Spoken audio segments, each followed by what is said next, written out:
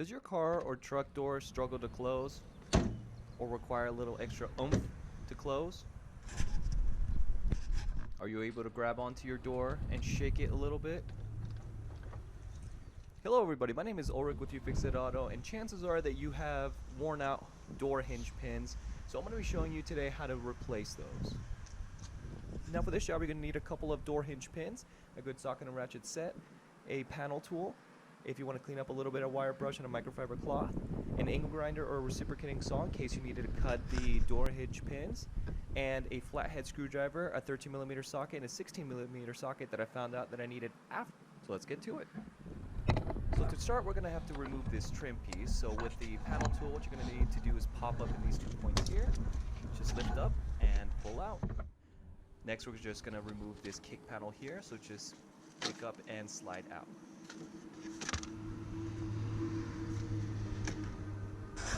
So next on the fuse panel on the side, you're going to locate this wiring harness here. What you're going to do is you're going to pull up on this tab right over here and slide the wiring harness out.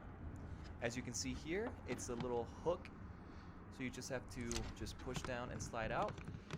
Here you will find a tab, which is actually pretty hard to push it out, so what you're going to want to do is pull on the wiring harness from there, which will make it nice and easy, and pull the wiring harness out.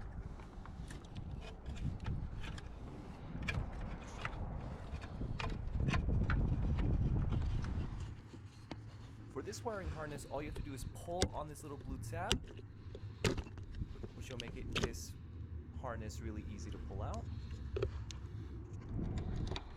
You're going to want to pull on this rubber grommet in order to be able to fish the wiring harnesses through.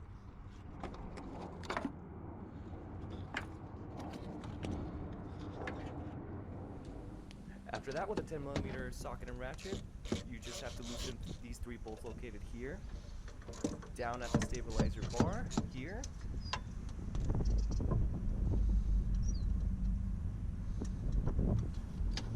and then the last one right down here.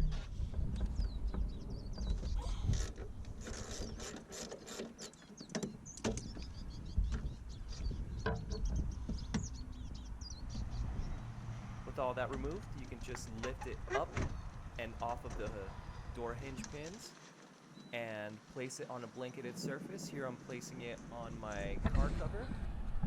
Now here you're going to see why my door was sagging. These brackets have way too much play on them, so we're going to definitely fix that. So mine utilized C-clips here, so we're just with a flathead screwdriver, we're actually going to pull off the C-clips and pull out the door hinge pin. I'm going to do the same thing here with the bottom, so just pull out this C-clip. And with this washer, what we're going to do is you're going to use the flathead screwdriver to just pop this out while spinning it at the top. And now we're going to be doing the same thing for the bottom hinge as well. So pop the C-clip and pull the door hinge pin up and out. And there you can see that the bushing just fell off. Now the C-clip on the bottom was missing, so we're just going to use the flathead screwdriver in order to pop this part out.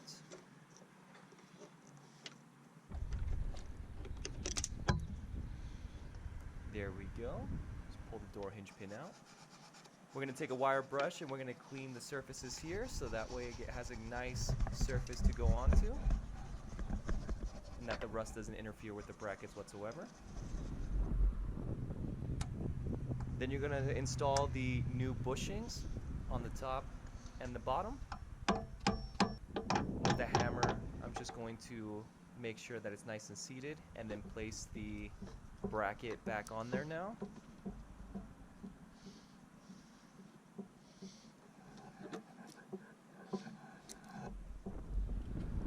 Now we're just going to apply some grease onto the door hinge pin, and we're going to pay attention to the smooth part that's on top and the splines that are on bottom. That means that this door hinge pin is going to go on top. The trick is that the splines go on the removable bracket, and then the ones with the splines on top and the smooth part on bottom go on the bottom portion.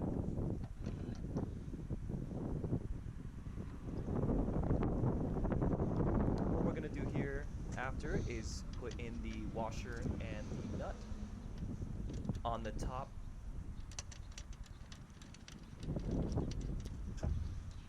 and then on the bottom.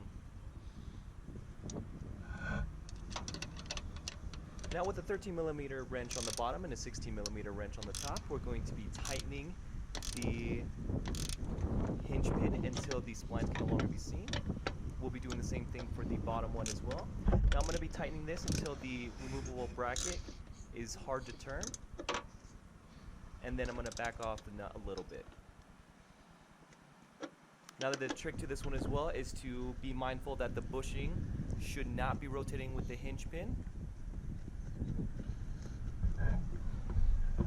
And now we're going to be doing the same thing with the bottom.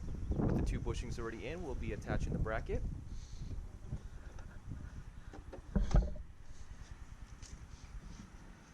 And remember, the pin with the smooth part on top and the splines on the bottom go on the top part of the bracket.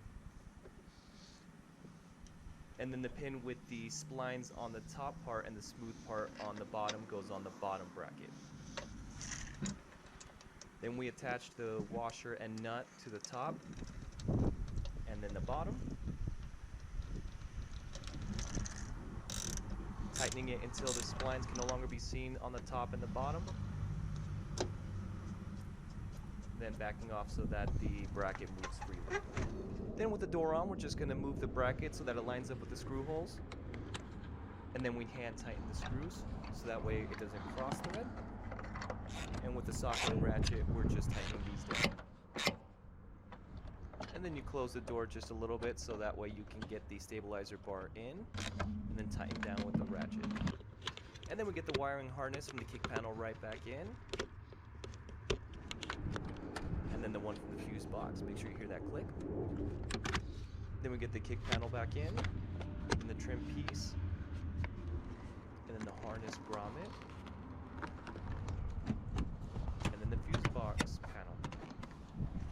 Test your work, and then you're done.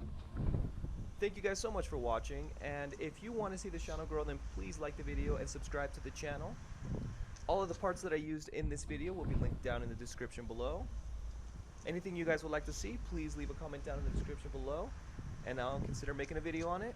Thank you so much for watching.